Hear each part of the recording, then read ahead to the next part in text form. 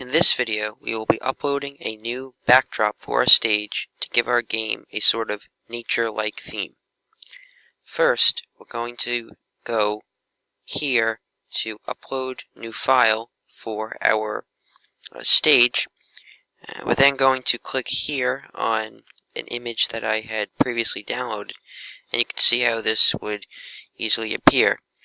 Note, however, that in the case that you already have coded your game using blocks relating to other backdrops, you'll have to go to one of your sprites, go under scripts, and just be careful that you are switching it to the correct backdrop.